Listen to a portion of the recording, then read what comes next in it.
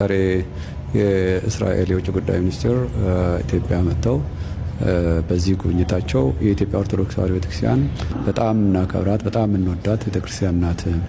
በታሪክም በባህልም እንደዚሁም ደግሞ በተለያየ መልኩ ከኛ ጋር ያለች ናት። እኛም ደግሞ ከሷ ጋር ነን በማለት ነው የጎበኙት። ቅዱስነታቸው ጋራም ብዙ ተወያይተዋል። በተለይ በግንኙነታችን እንደዚሁም ደግሞ በደር ሱልጣንና እስራኤል ባሉ ገዳሞቻችን በአጠቃላይ ችግሮቹንም መፍትሄዎቻቸውንም ተነጋግረዋል።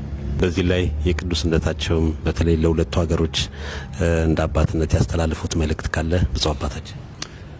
እንግዲህ ከዓለም ሀገራት በአብዛኞቹ ኢትዮጵያ ጋራ ግንኙነታቸው የጠነከረ በረታ ነው። በተለይ ደግሞ ከእስራኤል ጋራ እጅግ ታሪካዊ ረጅም ርቀት የተጓዘ ስለሆነ ሁለቱ ሀገሮች እንደ ሀገር፣ እንደ ሕዝብ፣ እንደ ባህል፣ እንደ ታሪክ በአንድ ላይ ቢራመዱ የበለጠ ውጤታማ ይሆናሉ። ለሕዝቦቻቸውም፣ ለሀገራቸውም፣ ለባህላቸውም፣ ለሌላውም ለታሪካቸውም ብለው አስተላልፈዋል። ቡራኬም ሰጥተዋል። የእስራኤል የውጭ ጉዳይ ሚኒስትር ከፍተኛ ባለስልጣን ላይ ያሉ እዚህ ቦታ መጥተው ቅዱስነታቸውን ቡራኬም ተቀብለው አናግረው ሄደዋል።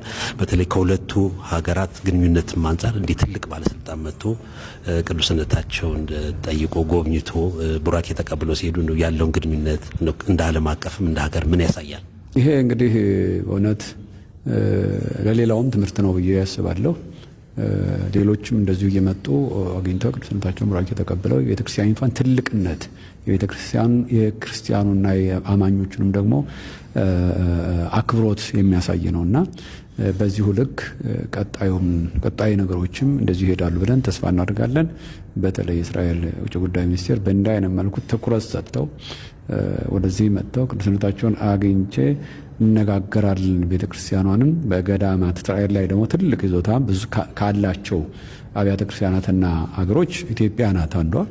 ደግሞም በደር ሱልጣን የጥቁር ሕዝቦች አሻራ ያለበት ነው። ደር ሱልጣን እንዲቀላል አይደለም።